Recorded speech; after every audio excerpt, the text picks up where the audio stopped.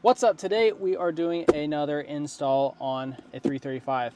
We've got a special screen here, and I've actually never installed one of these ones specifically before. In my own car, I have one of the 11 point something inch ones with Android 12 on it, or Android 11, I can't remember. One of the best upgrades I've ever done to my car. But this one is a big boy. And this one is going to take up a lot of this space on the dash. Depending on which F30 you have, you may have a couple different versions of this screen up here. There are some small ones, some medium ones, and then there's like I think the stock size that was on mine was a 8.8 or something like that. But regardless, I believe this one is 14 inches. Is that right?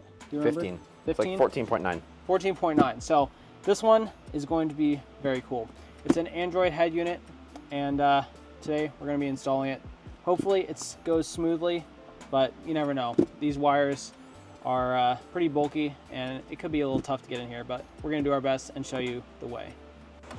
First step of most of these installations is to unplug the battery. So grab your 10mm, unhook your negative, and then you'll have a safer time working up there in the front. All right, so after you unplug your battery, first thing to do is take off this little plastic cover that goes underneath your actual head unit. Comes off pretty easy. Just pull on the bottom part and it'll come out. Yep, and then there's a little light. Technically you can unplug this, but we usually just pull it straight out of the plastic piece. It's much easier. Next up, you have to pull off your top trim piece. There's a couple of clips all along here, so you'll need some basic trim tools. And I like to go from the skinny side first and pop these out one at a time. And then the large side with the AC controls, it comes off pretty easily, to be honest. Every once in a while, one of the clips will pop out, but if you're not pulling too hard, it's fine. I always forget where these are. I think they're right at the end. There we go. There's 1, 2,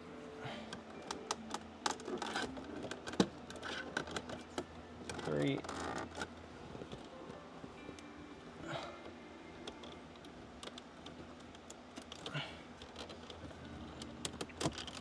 4, 5, 6, 7.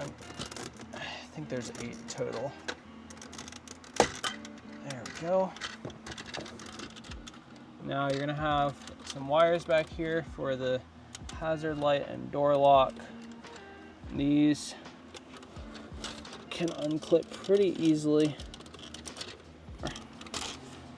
No clip on that one. You just pull. This one, I think it's underneath. Yep, clip underneath it and then pop out. And there we go. You can set this aside. All right, next up you got 4 Torx screws. I can't remember what Torx they are. I want to say they're T20 or something. We'll find out in a second. All right, so 4 screws. Did we determine what Torx it was? T20. Okay, T20 like I thought. These are the only 4 screws that hold in your entire head unit. We have, or he has in this car, the Harman Kardon unit, which is the giant one. So it really takes up this entire space, which is why it's difficult to fit the auxiliary connectors for these head units in there.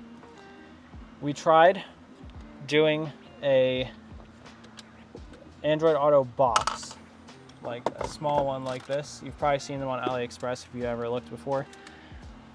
And we shoved that back in there. However, he had a lot of issues with it, right? You want to say what issues you had? It just wouldn't connect several times. It would glitch out and then just go back to the iDrive system. The sound quality was bad, it was laggy, it was just not worth it. So I just permanently shut it off. It also had made me have some Bluetooth issues with the car. Yeah, so usually what I've seen on the internet is people have pretty decent experiences with the full Android head unit replacements, but I guess sometimes the Android Auto box on its own This is a straight little AliExpress glitchy. special too, so this is kind of my fault for doing it. It was worth a try though. To It be ended fair, up being like $190 or something. that's actually a little more than I would have expected. How much was this XTRONS unit? Do you remember? Upper fives. So definitely. But also it's like, I think it's Android 14 also. Yeah, that's definitely going to be a little smoother, I think. This connector is always the worst to pull out because it feels like you're going to break it, but I don't think there's any click tab on it. You just have to yank it.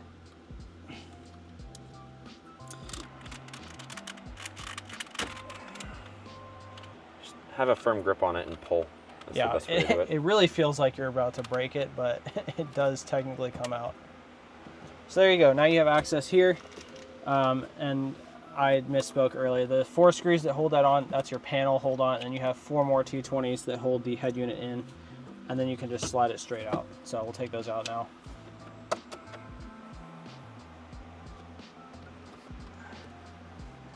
It should work. All right, so after you get your 4 screws out, you just pull it out. Yeah, I don't know why it's so hot. And then I don't know if we want to unplug everything right now. I think we should just find the old box. We have to pull this out to get the box. To pull it out all the way? Okay. Yeah. Well, because remember the box we put like... yeah, we put it all the way up in here. Okay, well, let's just get out of the way then. Start unplugging cables.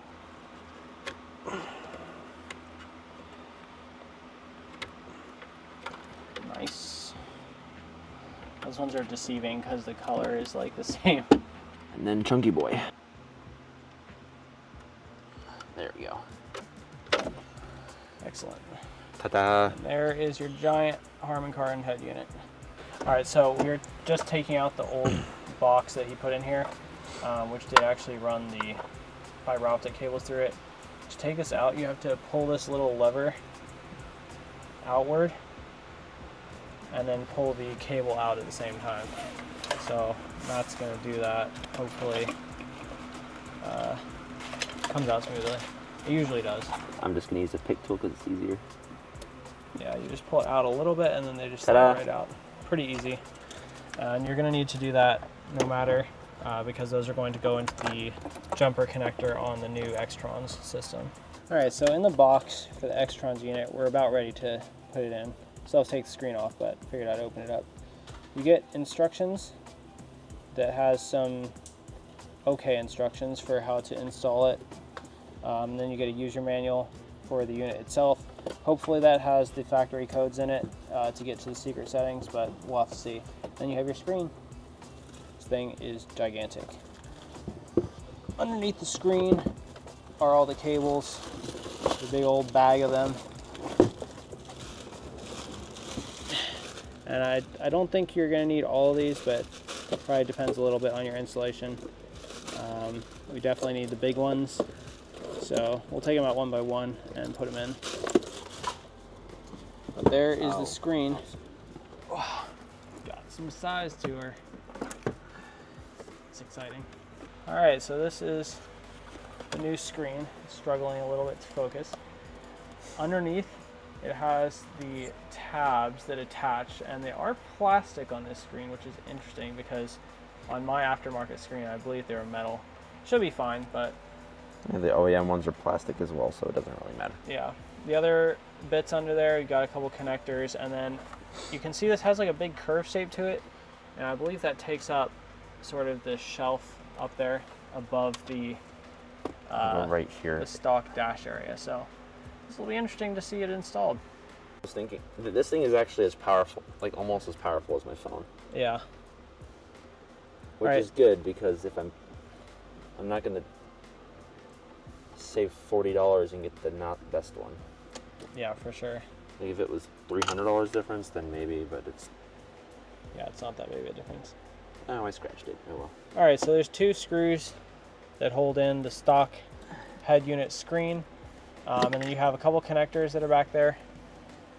There's also a little metal insert that I think he just popped out on accident. Those come out pretty easily. Let me see it. Yeah, it's just a little clip. This protects the dash when you stick it in there. So we'll put that back. But once you pull this off, you got a cable to unplug. I believe this one is the locking one. There's a little tab. Side tab. Yeah, side tab. There you go. Classic automotive connectors. Ta-da. And there is the old screen. Oh, there's the other little metal thingy where it came from. Yeah. Yeah, so there's two little interfaces on the stock screen. There's slots in the back and then two screw posts. So next up, we'll just go ahead and stick this screen on there and see what it looks like. Before we stick the screen on, let's take a second to look at the cables that are in here. Obviously, you could reference the manual to see what's in here, but it's kind of easier to just pull them out. You have an aux cable. Probably will not need to use that. Hopefully we won't need to. And this is your main beast that you're going to have to stick into this hole in the dash. So it adapts your stock head unit adapter, sends the signals through the display, and then sends them back out, back into your head unit. So definitely necessary. It does come with a speaker, and this will be for your Android Auto text readout, or your Google Maps readout, I believe. However, in my experience on my own head unit, it just plays through the Bluetooth anyway and straight through the car speakers, so I don't really think that this is necessary, but we'll look at the manual. Got some other connectors here for aftermarket, rear view cam, some mic, AC power. Aftermarket head units. Yeah. I'm hoping that this all just works like mine did. Of course, we'll test it before we button it all up, but hopefully it'll just be a plug and play sort of dealio. You've got a manual on-the-go connector. So this actually has a USB on-the-go for the Android unit itself, and then this is the host that will plug into your wired CarPlay, and then I assume this fits in the back of the head unit, but we'll have to see. You've got a microphone. Again, hopefully we won't need that. I didn't on mine. And then this is probably a GPS and Wi-Fi antenna. GPS, Wi-Fi. This is to connect to your phone through Wi-Fi, through wireless Android Auto or CarPlay. So we'll definitely want to put that up. And this GPS is for the Android inside of the head unit to access GPS signal. So usually it's fine just in the dash. Some people choose to put it up in a more visible spot, but we'll see what happens. And then this, I believe, this is an SD card. It's either SD or SIM card. It's in the manual, but we probably won't need this. As for the unit itself, we'll take a look at the user manual, but we definitely will need to hook up to this blue connector. And then I believe this is one of the antennas, and then this is that either SIM or SD card. There's another antenna here, and then there's a big black connector. So let's pull out the manual and take a look. All right, so I have a bit of a better understanding of what's going on here. This cable is going to do most of the heavy lifting, and this goes into part of the head unit connector. There's one that we already connected, which is the blue one from the stock wiring, and then there's a couple more here. This other blue one on the left is the GPS, and honestly I'm pretty sure that this GPS antenna is just for the internal navigation system of this. So when you use Google Maps, I think it still uses your phone GPS. So this would be like an emergency backup of sorts if you needed to use the navigation app on here, which if I had to guess is probably not very good. In emergencies, you can also use the default iDrive system, which already has GPS true. built into the car. So I don't know how much use this antenna actually has. If you don't want to plug it in, it's up to you. I plugged it in on mine just in case, but I it's probably not necessary. You want to leave it off? I'll leave it off. We'll see what happens. Yeah, so we're also going to test it before we close everything up. So. Yeah, of course. So leave that off. You do want the Wi-Fi antenna though, yeah, which hooks definitely. to this gold coax connector with the red dust cap. So you want to put that somewhere in the dash. There's kind of a lot of room back here, and that's just to connect to your phone. So these two connectors, I believe, are going to hook into this bottom part. I'm actually going to take the blue connector out so we can see it better. This one, then probably need to put those ones. Yeah, so we need to route this cable up through. I just wanted to see if it plugs in there. Can you check? I think it does.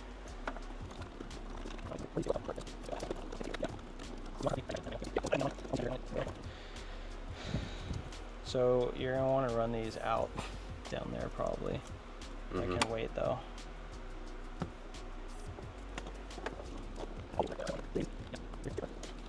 Half of this job, honestly, is just running wires and cable managing, because it gets tight pretty fast. And obviously nothing can be blocking your vents, so I'm just going to throw that like... You're going to want to put all the... remember, after it's going to go back down to like here. Yeah. So with that, it's just going to go... I'll just leave it out of the way for the moment. Okay, so I pulled up the USB cable here. You can actually route this down through... It's going to go there.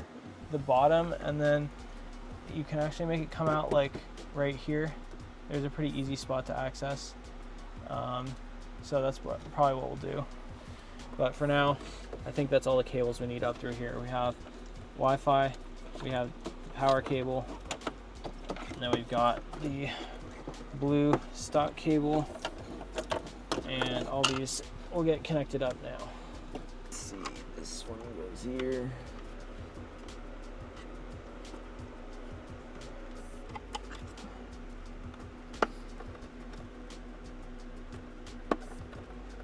Come back after these are plugged in. It's all in there.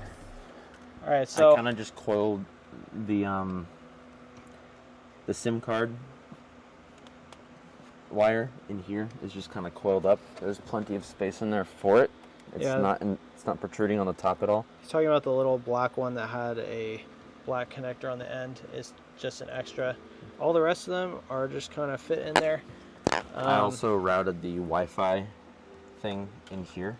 It's stuck on like right about here. Okay. So yeah, that seems like a good spot.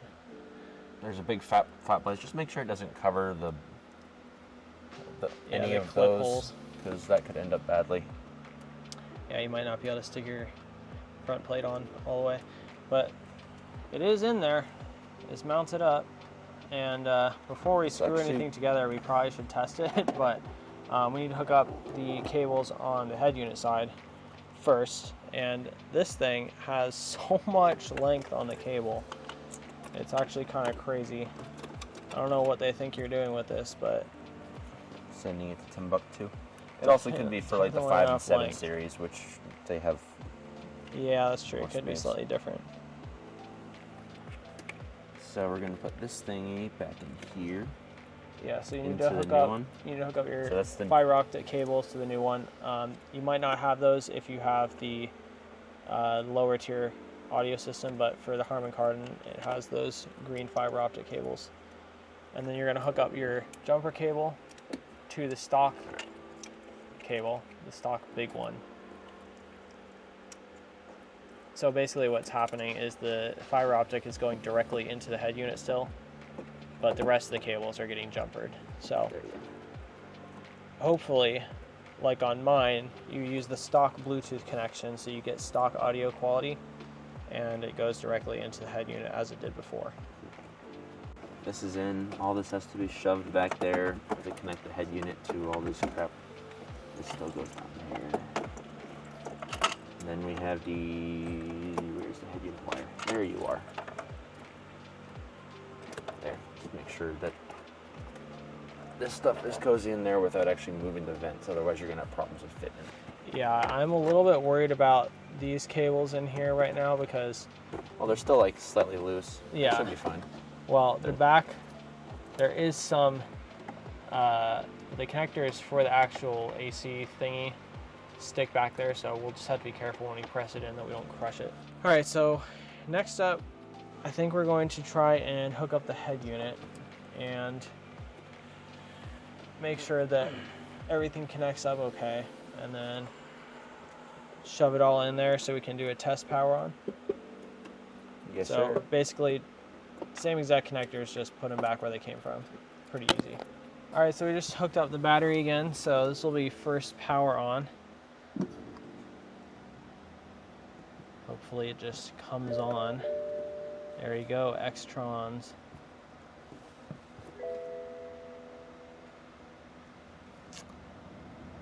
Bootin'. Oh, and obviously we can't adjust the AC controls right now because they're not connected, but it will power on without touching them. Oh, that's interesting. It is correct. Everything in the car is in fact open. That's interesting because mine does not show correctly. It's just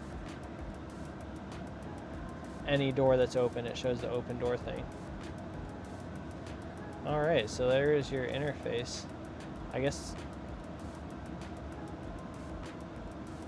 Oh, car info is an app.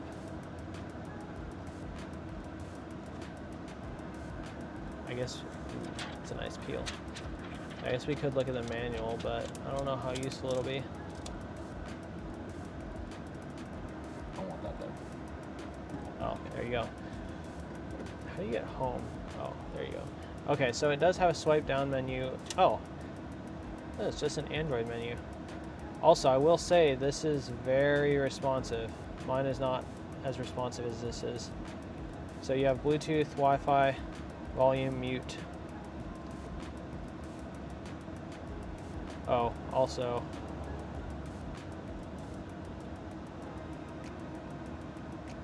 Okay. It's always good to poke around in the settings on these things to see what you've got. That settings button looks like it is the Android. Yeah, this is the Android settings button. Interesting. Okay, well, to connect to Android Auto, you need to connect your Bluetooth to XTRONS. Pair. And then it should bring up Android Auto automatically.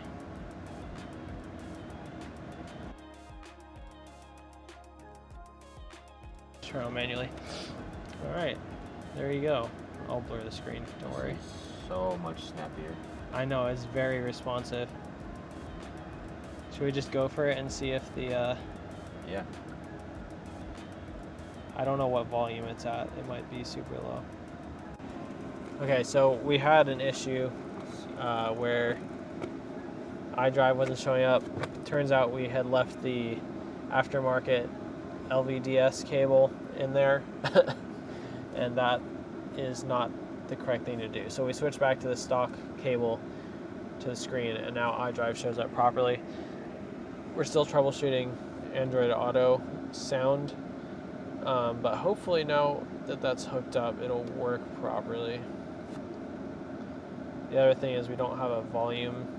We can't see a volume because we don't have the screen on. But let's see. If we go to iDrive and select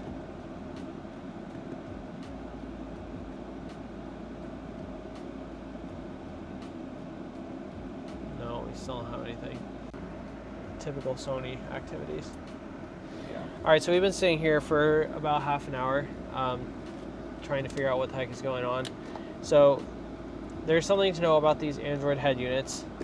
They're not perfect, and there's a very certain way you have to do these things sometimes.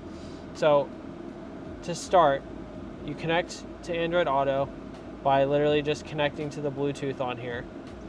And in technical terms, it connects to the Bluetooth connection first, and then internally it will auto switch to a Wi-Fi connection between the phone and the head unit, and at which point you sometimes are connected to the Bluetooth and the Wi-Fi at the same time. This causes a problem in the Android system for whatever stupid reason. And basically what you have to do is you have to go on your phone and manually disconnect from the Bluetooth of this unit. And sometimes, at least on mine, it will actually auto remember what you did last. So if he disconnects from the Bluetooth one time, it might not have that issue more than once. So you connect to it via the Bluetooth, it auto switches to the Wi-Fi, then you disconnect from the Bluetooth on the phone, and then the other key part is you have to go to your car settings, which is car device on this, and you go to media and you set it to aux front. Don't know why, but that's just how it is. And after you do all that, you're just on the Wi-Fi connection to your head unit. You can go back to Android Auto, and the sound should work. And for the record, this particular XTRONS unit has a bit of extra audio settings in its DSP, so you can mess with this. Generally, I like to leave mine on my Android head unit on the rock setting because I find that that sounds the best to me for my music, but there's a bunch of stuff you can mess with here. In any case, it's working. So now we get to put everything back into the dash, and hopefully we can fit all the cables in.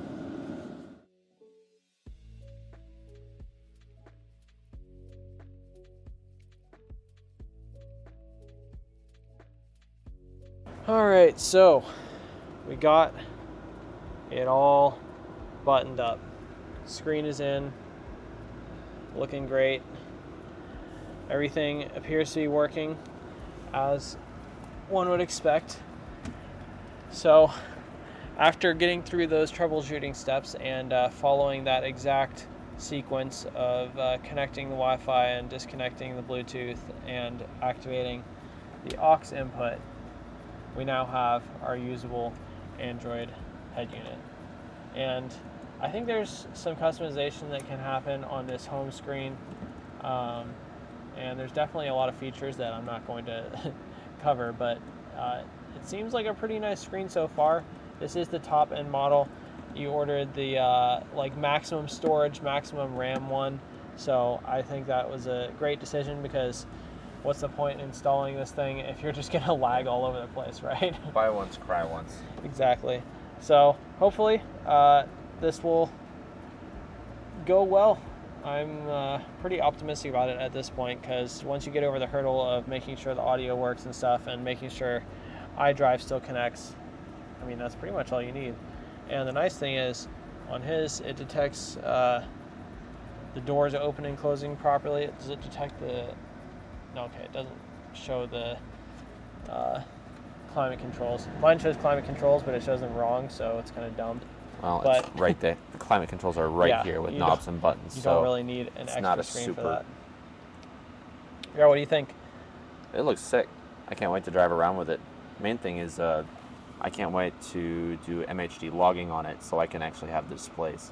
That's one of the biggest problems I have with the little system was I didn't have any gauges when it came to MHD, so my phone was like down here. Yeah. And I didn't want to buy a tablet that some people do that goes right here, so this is going to be helpful. One of the best parts about these Android head units, if you do tune, is you can go to the Android App Store, which is basically Google Play Store, on here, connect it to your home Wi-Fi or your hotspot or whatever, and download the MHD app, and then you can have your full gauge cluster from the MHD app on your screen.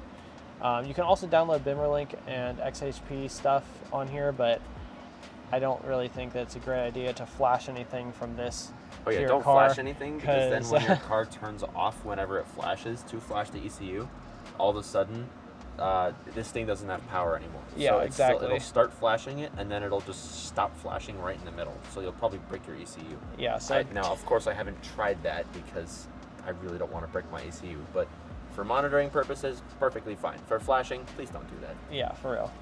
So, yeah, I mean, that's pretty much the whole install. Average, I'm thinking like 5 out of 10 ease of install. What do you think? It wasn't terrible. The hardest part was just getting the sound and the video working, because we had a bad cable from a different Yeah, head so unit that this is going cable in the trash. This cable was from the Android box that we had in here before, and I thought that it was the stock one, but it's not. The stock one is a lot shorter.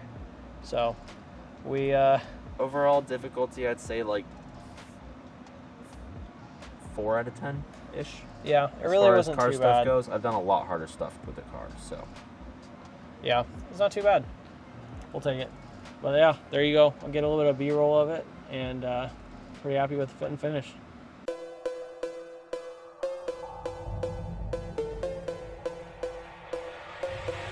It's right to slash every day.